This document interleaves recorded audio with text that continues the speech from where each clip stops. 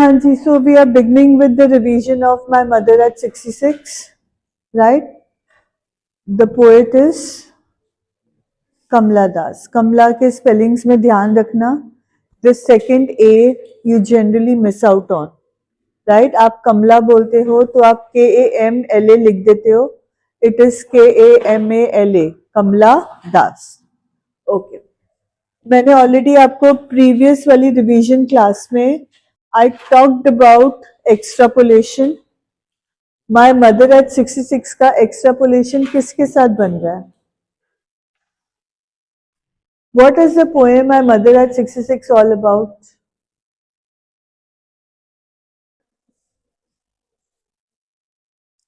Separation from the mother, right? It's a childhood fear, but अगर हम basic theme उसकी बात करें तो it is associated with the guilt of not being able to do our duties towards our parents, right? जिस time period में उनको हमारी सबसे ज्यादा जरूरत है, हम उसी टाइम पीरियड में अपनी करियर, अपने लाइफ के परस्यूट में निकल जाते हैं, leaving behind our aged parents. So that is the basic. बेटे मैंने आपको पहले ही बोला था, nothing is black and white, it is always grey.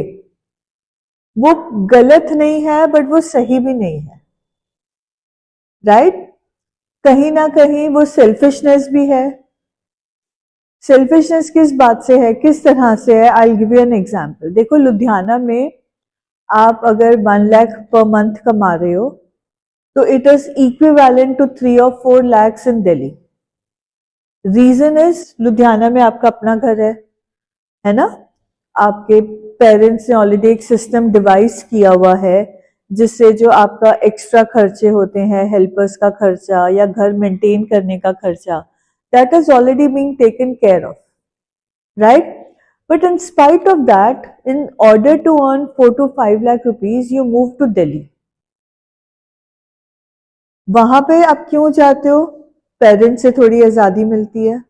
You are free to live your life as per your conditions, as per your regulations. ठीक है, आपको एक ग्लैमरस वर्ल्ड चकाचौंध कर रहा है जैसे सोफी को कर रहा था, राइट? आप अपनी खुशियों के पीछे अपने पेरेंट्स को भूल जाते हो आजकल के टाइम पे, क्योंकि हमारी जनरेशन ने भी अपने पेरेंट्स के साथ किया हुआ है, तो हमारे को आपका जाना बुरा नहीं लगता है ना, हम उसको अंडरस्टैंड करते हैं. बट अगर आप उस पीरियड में जाके देखो जब कमला दास गई थी, तो उस टाइम पीरियड में वो अपनी मदर को छोड़ के जा रहे हैं विद द फियर. आप 50s 55 में छोड़ के जाते हो तो आपको डर नहीं होता. बट आप अगर टाइटल देखो, my mother at 66, 66 is the age which is a crucial period in a person's life. No doubt वो बहुत बूढ़ा नहीं है, but then at the same time वो इतना यंग भी नहीं है कि ही और she may not pass away. It is not a time way you can take for granted कि नहीं मैं अगली बार आऊंगा तो मेरी मदर होगी ही होगी, राइट? तो उसीलिए उसने एज मेंशन किया है एट 66. उससे पहले उसको ये फियर नहीं था. पर जब वो 66 इयर्स की उम्र में अपनी मदर को छोड़ के जा रही है तो वो गिल्ट आपको आएगा ही आएगा. अभी आपको लग रहा है कि गलत नहीं है जाने में, बट जब आप थोड़े मेच्योर हो जाओगे, अगर आपके मदर 66 होंगे तो आप उस टाइम पे 40s में होगे, है ना? उस टाइम की मेच्योरिटी के हिसाब से यू विल रियलाइज कि आप अपने पेरेंट्स को जब छोड़ के जा रहे हो तो इट इज नॉट 100% राइट. मैं नहीं कह रही हूं कि ये गलत है, मैं ये कह रही हूं कि ये सही भी नहीं है. You understand what I am saying? Compromise करना पड़ता है. या तो पेरेंट्स कॉम्प्रोमाइज कर ले, बच्चों के पास चले जाए, या बच्चे कॉम्प्रोमाइज कर ले, वो पेरेंट्स के पास अपने आप को सीमित करके रह ले. पर जब मैं ये बात बोल रही हूँ कि बच्चे कॉम्प्रोमाइज कर ले, अपने आप को सीमित कर ले, तो मेरा खुद का टोन आ रहा है कि ये गलत है. बच्चे उड़ान भरने के लिए हैं, हम उनको कैसे बोले कि आप सीमित होकर रहो? But at the same time human system is such कि at a certain age we become dependent on our children, है ना? हेल्थ वाइज कह लो, इमोशनल वाइज कह लो. I was talking about कि I myself will not say it is wrong when the children leave the parents, but at the same time as you grow older you realize you need your children with you, right? आप ये चीज express ना भी करो, but as children आपके अंदर guilt होता है कि जिस टाइम पीरियड पे शायद मेरे पेरेंट्स को मेरी जरूरत होगी मैं उनको उस टाइम पे वो टाइम नहीं दे पा रहा हूं। अब देखो यहीं पे आता है ना ये जो सिस्टम है हमारा, when we are talking about this, तभी जो इंडियन सिस्टम है, इंडियन फैमिलीज हम बोलते हैं कि बेटा जरूर होना चाहिए। वाई? बिकॉज बेटी ने तो ससुराल चले जाना है, बेटा ही है जो बुढ़ापे में काम आएगा, right? But at the same time बुढ़ापे में बेटा तो बाहर जॉब करने चला गया, बेटी की शादी होके वो बाहर चली गई, अल्टीमेटली तो अब वो ही रह गए हो, अकेले ही रह गए हो। तो मतलब that is digression of the topic, right? अब coming back to your question कि ये गलत नहीं है, हाँ ये गलत नहीं है, बाहर जाना, पेरेंट्स को छोड़ के जाना गलत नहीं है, बट कहीं ना कहीं ये सही भी नहीं है। I will come to that, it's a greyish matter, आपकी जैसे सोच जैसे कंडीशंस तो उसके हिसाब से होता है, but there is a solution to every problem, right? बहुत वो एक बिल्कुल डाइग्रेशन हो जाएगा which will not go into, right? So the basic poem is my mother at 66। At 66 जो इम्प्लाई कर रहा है वो एक स्पेसिफिक एज इम्प्लाई कर रहा है जहां पे पेरेंट्स को बच्चों की बहुत ज्यादा जरूरत होती है। ऑलरेडी मैंने लास्ट रिवीजन में बताया कि these are the particular areas I am going to focus on, the title, the theme, the style of writing, poem में स्टाइल ऑफ राइटिंग भी इंक्लूड हो जाएगा, right? Character analysis, summary and the tone, right? So starting with the title and the theme. तो title क्या कर रहा है? Title जो है वो डायरेक्टली जो central theme of the poem है ना उसी को हाईलाइट कर रहा है। टाइटल और थीम का आपस में बहुत स्ट्रॉन्ग कनेक्शन है। थीम क्या है हमारा कि मदर की जो एज है वो एडवांस हो रही है। 66 में अब मदर यंग होगी कि ओल्ड होगी? एडवांसिंग एज मतलब बढ़ती हुई उम्र, राइट?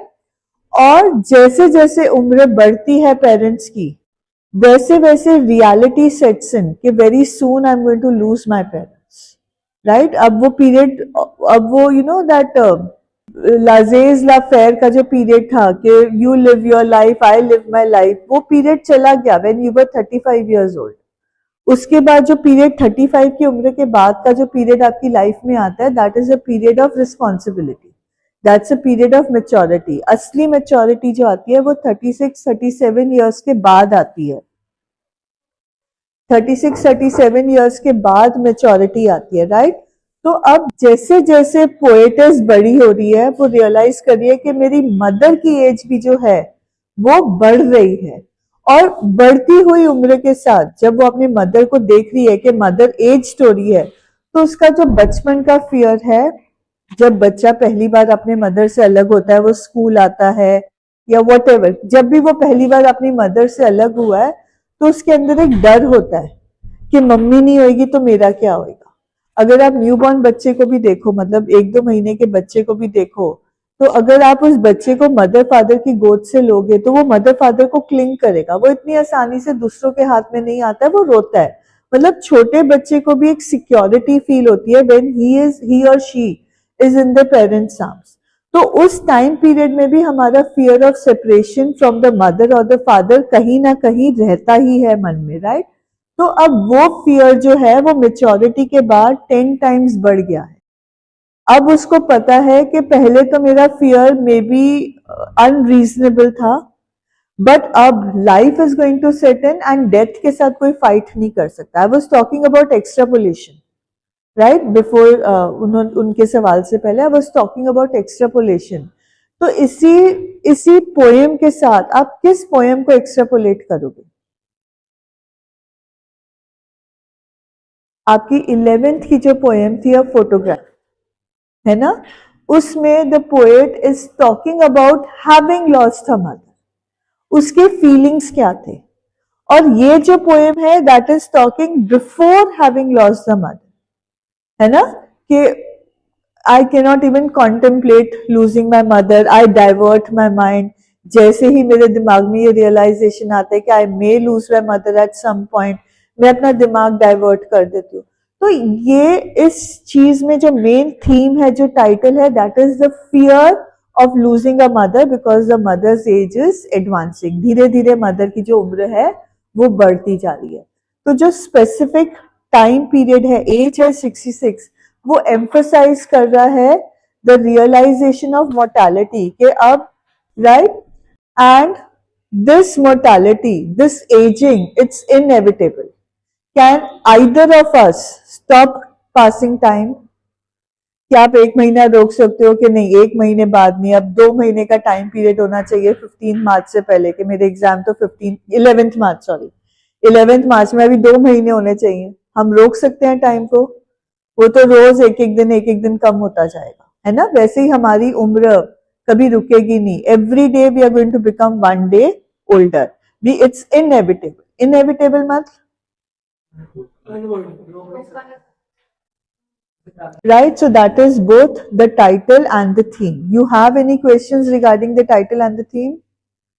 कुछ पूछना है? अगर हमारी टाइटल और थीम एक थी, then what is the central idea of the poem? Again theme तो रहेगा ही रहेगा, but what else? Right? The fear of loss and separation that comes with aging, ये तो हमारा मेन थीम है ही है। उसके अलावा emotional turmoil, what she said, कि गलत नहीं है पेरेंट्स को छोड़ के जाना, और मैंने कहा कि सही भी नहीं है।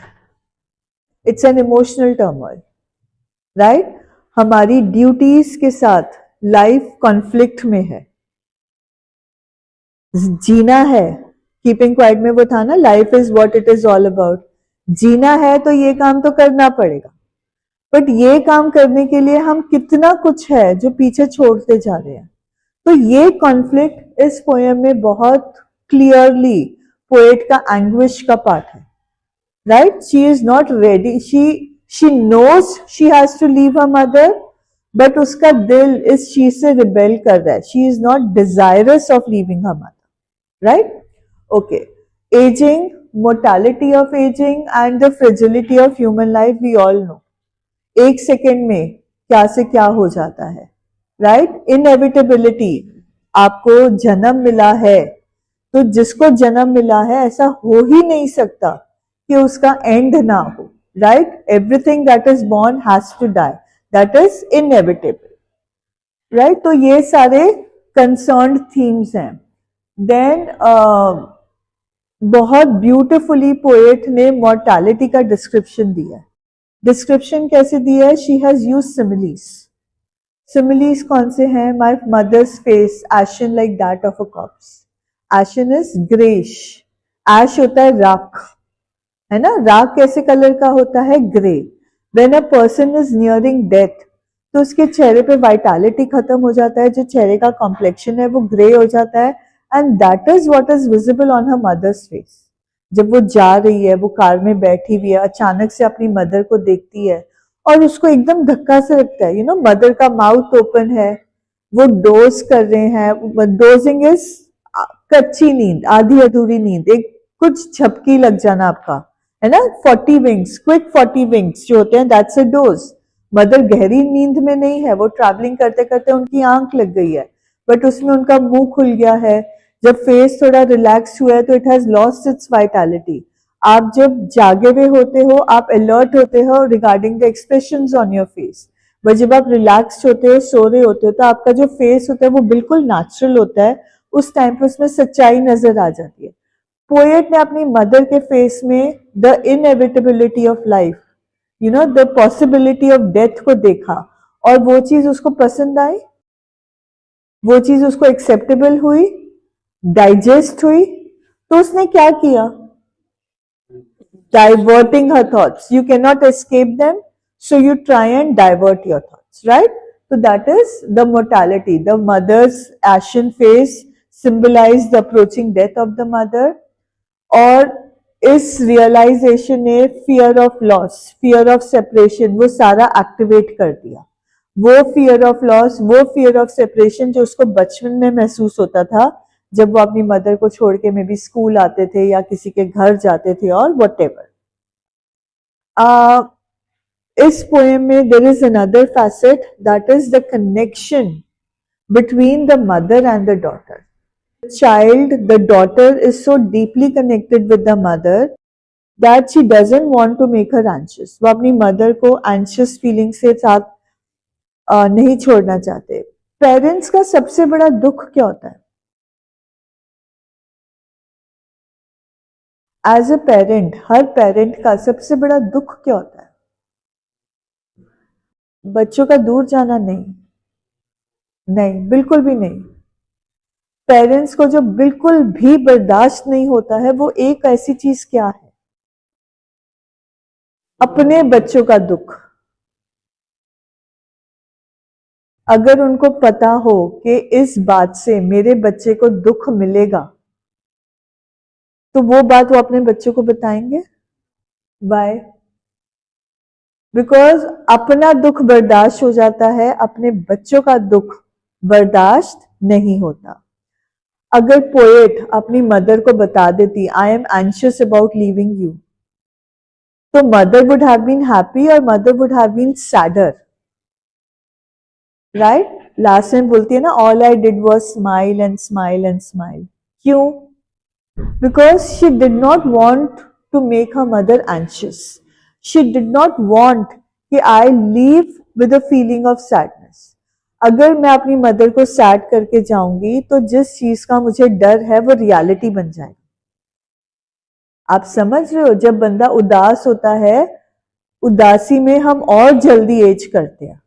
अगर हम खुश होंगे ना तो हम इतना जल्दी एज नहीं करते, बट अगर हम उदास हों या बीमार हों तो हमारी एज और भी ज्यादा क्विकली आ जाती है, ओल्ड एज.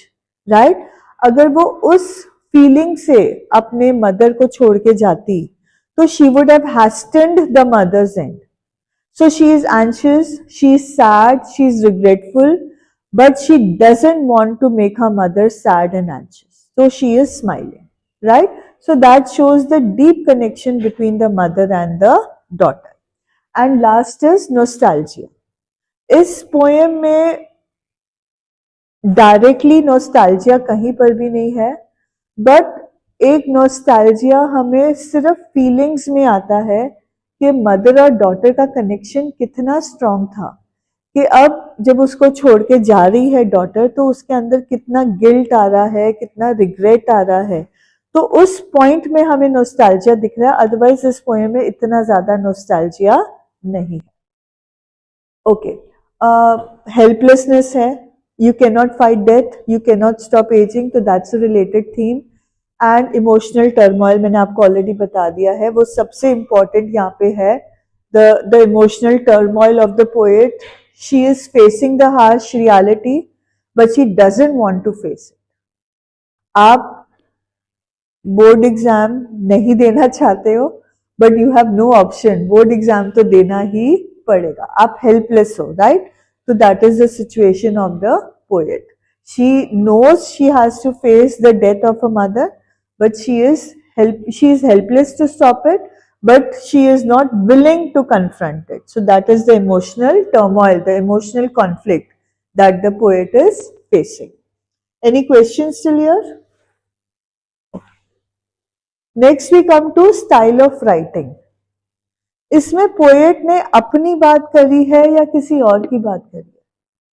खुद की बात करी है. उसका मेंटल स्टेट क्या है? उसका मेंटल स्टेट क्या है? Emotional, fearful, right? And confessional. Why is it confessional?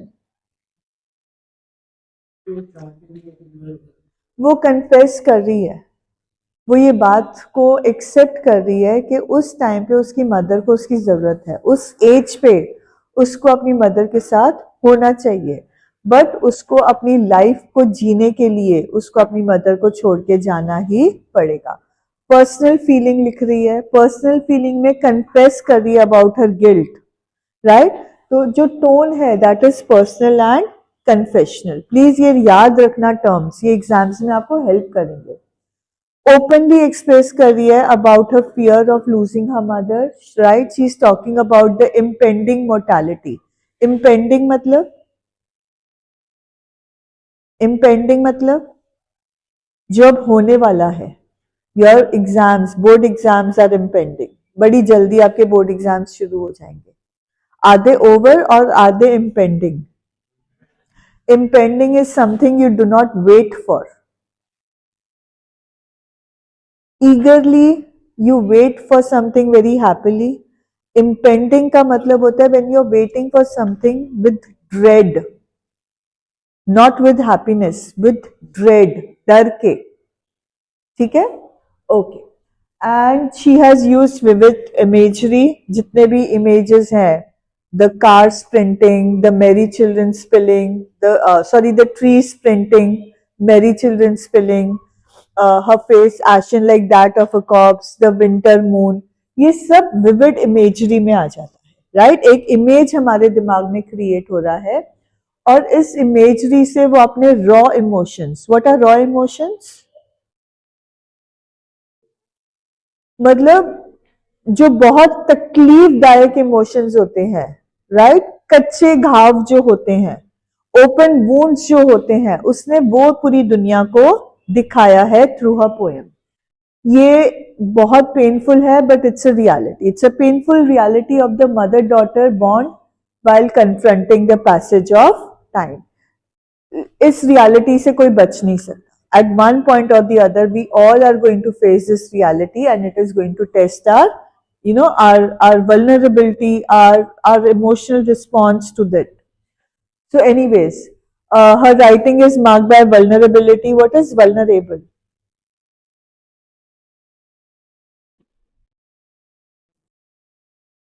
जो 2-2.5 साल का बच्चा नर्सरी क्लास में आता है, do you think the child is strong और वल्नरेबल? वल्नरेबल का मतलब होता है when you are at the mercy of someone else. आप उस कंडीशन में हो जब सामने वाला आपके साथ कुछ भी कर सकता है, right? It's a vulnerable age. हम क्यों बोलते हैं teenage is a vulnerable age? Because बहुत आसानी से टीनेज बच्चे जो हैं वो गलत बातों से इन्फ्लुएंस हो जाते हैं। हम क्यों बोलते हैं छोटे बच्चों को बचा के रखो? Because it's a vulnerable age. कोई उनको चॉकलेट टॉफी दे के कहीं पर भी लेके जा सकता है, उनके साथ कुछ भी कर सकता है। They are vulnerable ages, right? तो vulnerable means when you are at the mercy of someone, you are easily influenced by someone and आप हेल्पलेस होते हो उस इन्फ्लुएंस से फाइट करने के लिए, राइट? तो जो कमला दास की राइटिंग है that is marked by vulnerability. She is vulnerable at the hands of time, inevitability of death, वो उस चीज को रोक ही नहीं सकती। She is vulnerable. मदर से सेपरेशन होना है, उसका ऑप्शन ही नहीं है उसके पास कोई। And her willingness to delve into sensitive topics like ageing and loss.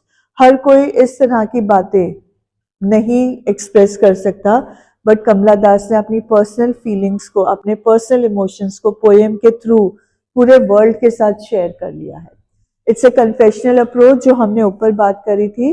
She is expressing her own emotions and anxieties, making the poem deeply personal and relatable. हर बंदा इस पोएम के साथ रिलेट कर सकता है, ये हर बंदे का एक पर्सनल एक्सपीरियंस बन जाता है। स्ट्रॉन्ग इमेजरी है, विजुअल मेटाफर्स हैं। यहाँ पे मेटाफर्स इसलिए बोला गया, एक्चुअली अगर लिटरेरी डिवाइस देखें तो ये सिमिली है, बट मेटाफर इसलिए बोला गया है क्योंकि एक विजुअल इमेज क्रिएट हो रहा है, राइट? आप उस विजुअल इमेज के साथ कंपैरिजन कर रहे हो, तो इसीलिए विजुअल मेटाफर्स हैं। Otherwise literary devices simile over here. She is comparing a mother's face to a corpse to depict the physical signs of ageing and loss, right? Then there is juxtaposition. What is juxtaposition? बेटा जी, जक्स्टापोजिशन का मतलब होता है जब हम कभी किसी दो चीज़ों को साइड बाय साइड रख के या तो कंपेयर करते हैं या कंट्रास्ट करते हैं। मतलब हमारा एम क्या होता है कि उनमें जो डिफरेंस है या कोई इंटरेस्टिंग पॉइंट है वो उभर कर आए। तो यहाँ पर जो पोएट ने जक्स्टापोज किया है वो यंग ट्रीज और मैरी चिल्ड्रन, मतलब यूथ को with the old age of mother, उन दोनों को कंपेयर एंड कंट्रास्ट एक हमारे लिए एक विविड इमेजरी क्रिएट करने के लिए जक्स्टापोज किया है। जब जक्स्टापोजिशन होगा तो यहाँ पे किन चीज में जक्स्टापोजिशन हो रहा है? The vitality of youth represented by, जो यूथ का वाइटैलिटी है, वाइटैलिटी मतलब लाइवलीनेस, जिंदा दिली, वो किस इमेज से नजर आ रही है? Face ashen like that of a cops. अगर ग्लास में नमक डालो और उसके ऊपर कोक डालो, व्हाट विल हैपन? यस और नो? एकदम फिक्स करके बाहर आएगा, दैट इज वाइटैलिटी। दूध डालोगे ग्लास में, वो आएगा ऊपर जंप करके। तो बच्चे, the children spilling out of their homes, वो एक जिंदा दिली क्रिएट कर रहे हैं माइंड में। बच्चे लेथार्जिक है, ओल्ड है, मरे हुए हैं, गिरे हुए हैं, लंगड़ा के चल रहे हैं, कि भागते खेलते हुए नजर आ रहे हैं आपको? तो जिंदा दिली किस में है रौनक? भागते हुए बच्चों में, के face ashen like that of a cops में? फिर सेकंड बोला ना? हाय, शुक्र है। Okay, right. So she has used juxtaposition. This youth is represented by the young trees printing. उसने young trees specially बोला है, talking about the youth, कि देखो कितनी तेजी से भाग रहे हैं। अब स्प्रिंटिंग, यहाँ पे एक और इमेज क्रिएट होती है, जो यूथ है वो बहुत जल्दी पास्ट में जाके ओल्ड एज बन जाएगा, राइट? ये स्प्रिंटिंग वर्ड में बड़ा सा एक दबा हुआ सा कंट्रास्ट भी है, कि कितनी आसानी से हम यंग हैं। अभी हाँ, आप 16-17 साल के बच्चे हो, और within a moment you will realise कि आप 30-35 साल के हो गए, और बीच के ये 17-18 साल कहाँ गए आपको पता भी नहीं चलेगा। अभी आपको लग रहा है कि नहीं, अब तो हम यंग है, बहुत लंबा अरसा है, but take it from Nisha ma'am and me, you will not even realise कि हमारा यूथ कहाँ गया। ऐसे लगता है अब कल ही तो की बात है, हम खुद 12th में थे, ये क्या हो गया, अब हम 12th वालों को चांटे लगा रहे हैं, ऐसे कैसे हो गया, right? So she is talking, I mean, the tree sprinting, although it is talking about vitality of youth, but the sprinting trees is also talking about the youth passing away very quickly. In in just a wink of the eye, आपका youth खत्म हो जाएगा. And she is contrasting with this with the aging mother, the frailty of the aging mother. कि mother की जब age बढ़ रही है तो वो कितना frail feel कर रही है, right? And she does this to emphasize the passage of time, कि कितनी आसानी से हम young होते हैं और एक सेकेंड बाद हम देखते हैं तो हम अपना old age में कदम रख चुके होते हैं. Then she is talking about the subtlety in emotions. जो पूरे पोएम में जो उसका writing style है, वो उसके राइटिंग स्टाइल में जब वो इमोशंस की बात कर रही है, she is being very subtle. Subtle का मतलब,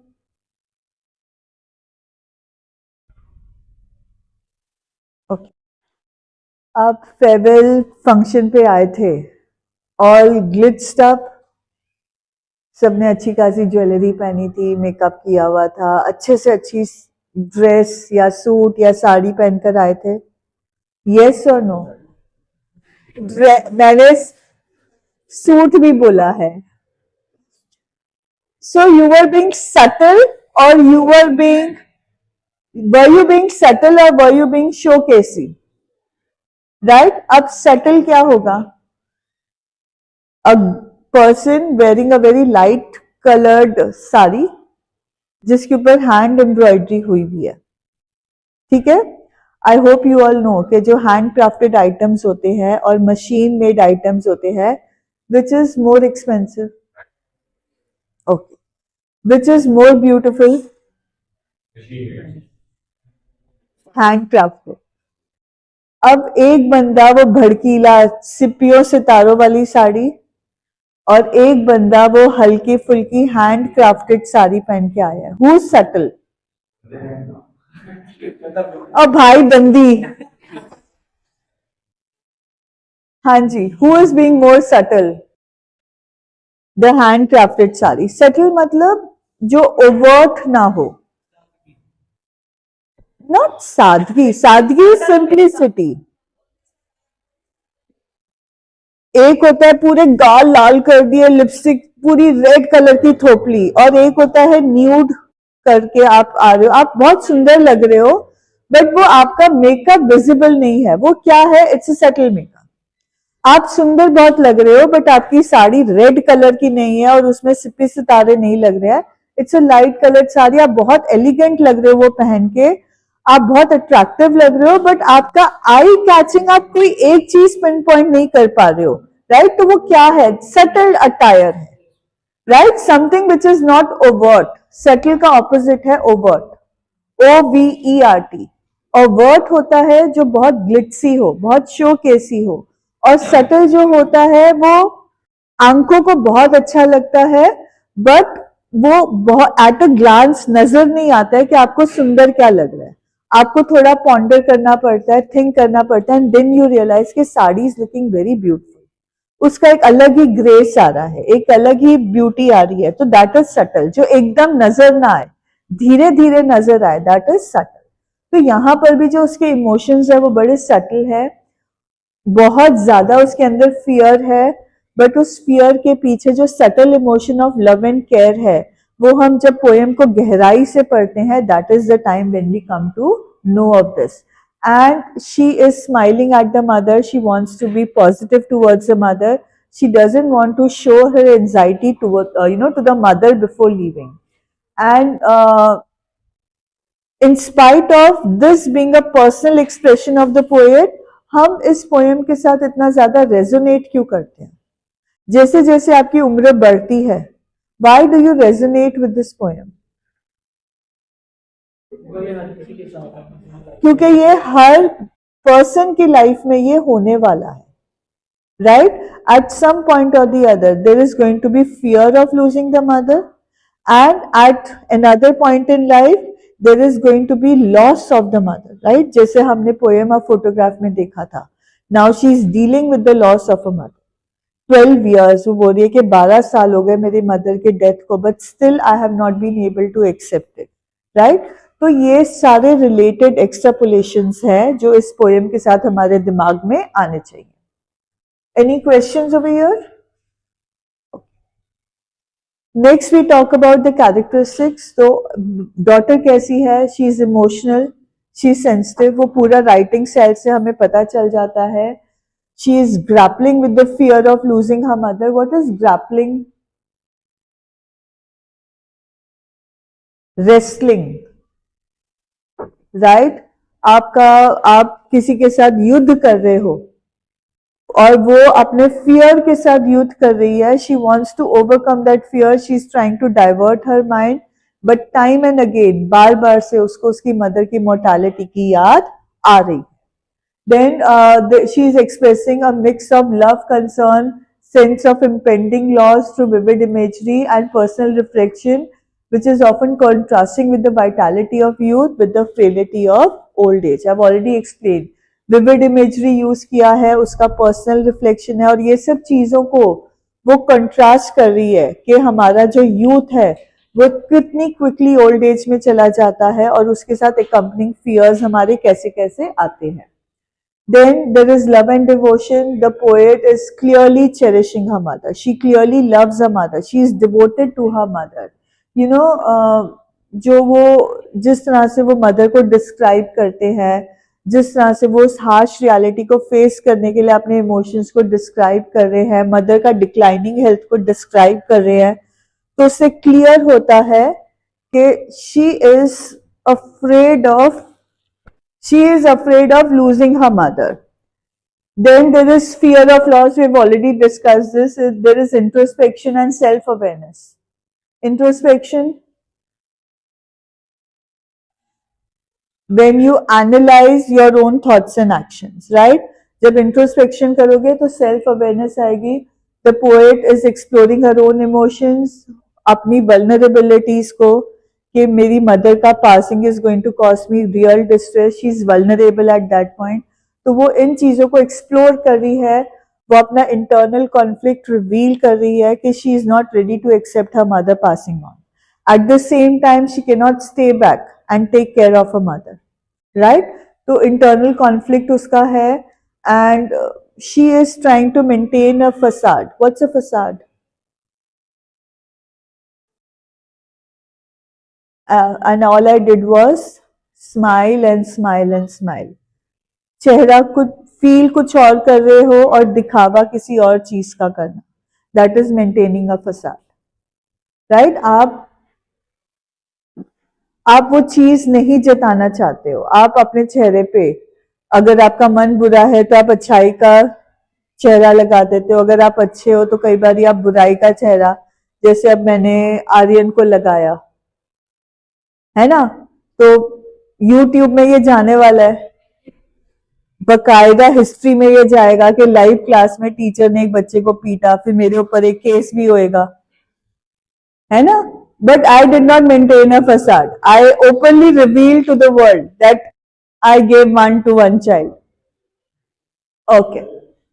So there is self-awareness and there is introspection of our actions. And again, deeply personal feelings है, raw and intimate portrayal है mother daughter relationship का. तो ये सारे characteristics already हमने poem में discuss कर लिए हैं, बार बार मैं वो चीज नहीं करने वाली हूँ. The last is act of suppression. What is suppression? और कौन से चैप्टर में suppression ऑपरेशन आया था? हाँ, Nelson Mandela. Okay, very good. Extrapolation from 10th standard. Very good. What else? Zit Kalasa and आपको पता, आप चुप रहो.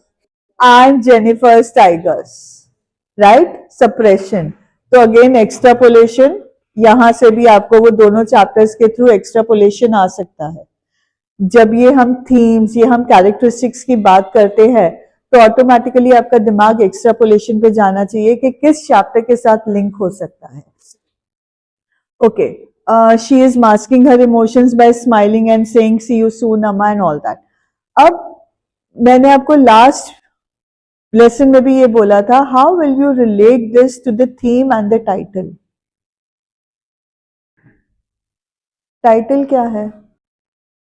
My mother at 66.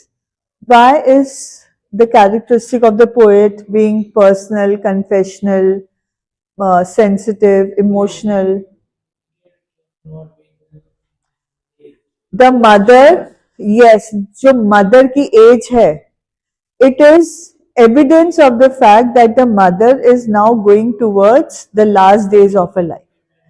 राइट और इस पॉइंट से जब हम ये मदर की एज, माय मदर एट 66, जब हम ये एज को कंपेयर करते हैं तो ऑटोमेटिकली उसके इमोशंस और फीलिंग्स के साथ कनेक्ट हो जाता है, जो उसकी पूरी पर्सनालिटी को अफेक्ट कर रहा है, और इसी से हमारा थीम भी कनेक्ट हो जाता है.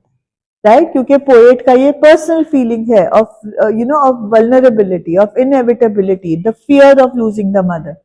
तो पूरा पोएट का जो कैरेक्टरिस्टिक है, इट इज को linking to the title and the theme. अगर ये पॉइंट लक्ष्य और आर्यन को नहीं समझ में आई है because they were not there in the first class, आप पूछना चाहते हो? मेरा सर, बेटा जी, there is one question which is becoming very evident in the extra classes that I've researched for, कि जो आपके characteristics of the characters in the chapter और द पोएम जो है, how do they connect to the title and the theme. Right, अब यहाँ पे कमला दास के जो कैरेक्टरिस्टिक्स हैं, ये पोएम के साथ और थीम के साथ कैसे कनेक्ट हो रहे हैं, ये आप दोनों को समझ में आ गया? हनी आपको आ गया बिकॉज आप भी नहीं थे. विदित आपको आ गया? थोड़ा थोड़ा, चलो एटलीस्ट समवन इज ऑनेस्ट. कुछ जानना चाहते हो स्पेशल तो मैं अभी समझा दूं. कल से सुई धागा लेकर आना. I sew up your lips. हाँ जी, Vidit, you want to ask any question बेटा? यहां तक समझ में आ गया थोड़ा थोड़ा? Okay. We all focus on Kamala Das's feelings and emotions. What about the mother? How does the mother appear to us? Is she young? She is aged. Is she full of vitality? She is ashen like that of a corpse. तो image क्या create हो रहा है? Frailty.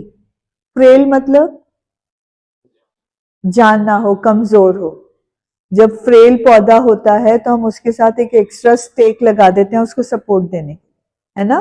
तो mother भी frail हो गई है, उसको वो सपोर्ट की जरूरत है जो कमला दास नहीं दे पा रही है. समझ में आ गया आपको? ओके.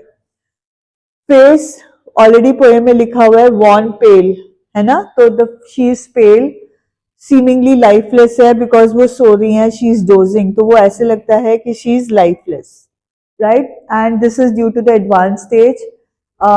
उसने मदर का face, you know, mother's face has been compared to a corpse because of the look, the colour. Then this is signifying her vulnerability to death. The mother is close to death, and this is also highlighting the poet's fear of losing her mother. उनका जो appearance है, it has been described as ashen. I already told you, poem में लिखा हुआ ही है. Ashen is greyish color, and this is lending credence. Credence मतलब वो हमारे को सबूत दे रहा है कि mother is lacking vitality.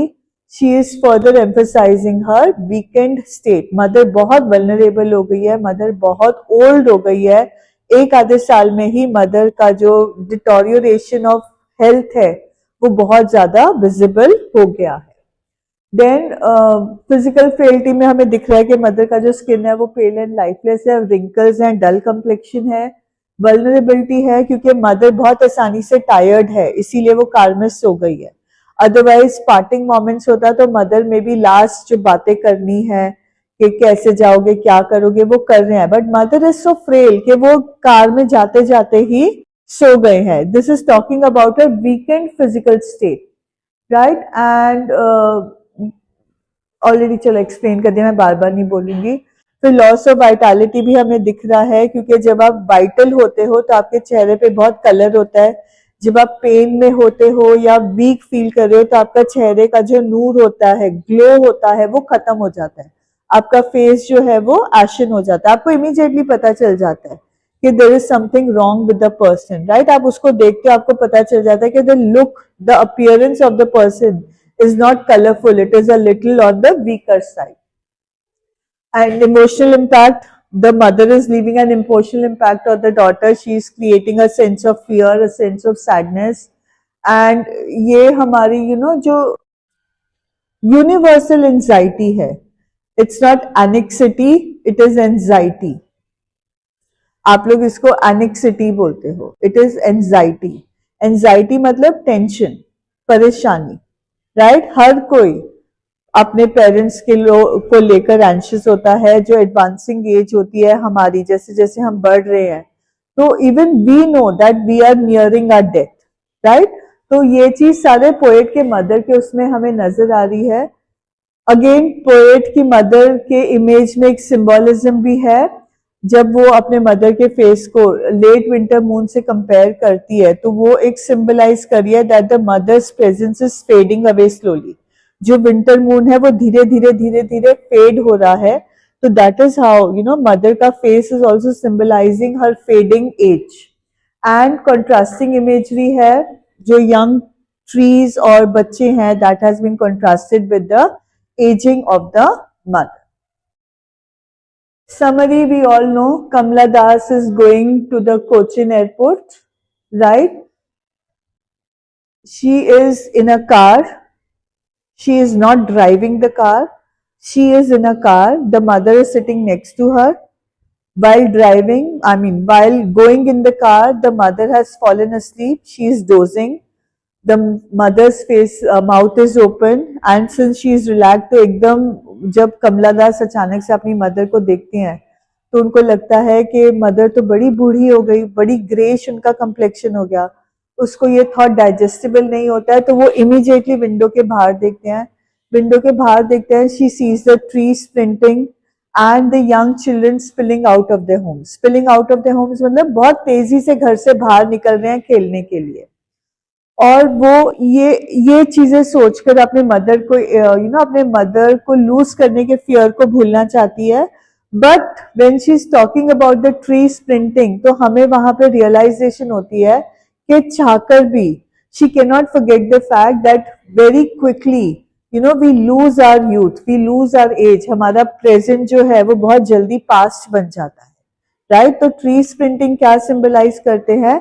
No doubt it is symbolizing youth, but at the same time it is also symbolizing how youth quickly passes away, right? तो आप लोग जब youth लिखते हो तो वो गलत हो जाता है. You need to talk about how quickly the youth passes away when you talk about the trees sprinting. Then we come to the last point. अब वो airport security check है. What does the security check indicate? Security check का मतलब होता है वो point जब आप अब अलग हो जाने वाले, सारी फॉर्मेलिटीज हो गई हैं, अब वो पॉइंट आ गया है जब अब आप अलग हो रहे हो, राइट? अब पोएट अपनी मदर को देखने से बच सकती है. Can she ignore not looking at her mother? अब वो जो अपने मदर को देखती हैं तो वो अपने मदर के चेहरे में क्या देखती हैं? Who does she compare her mother's face to? Like a late winter moon. Describing what? Winter describes the end of life.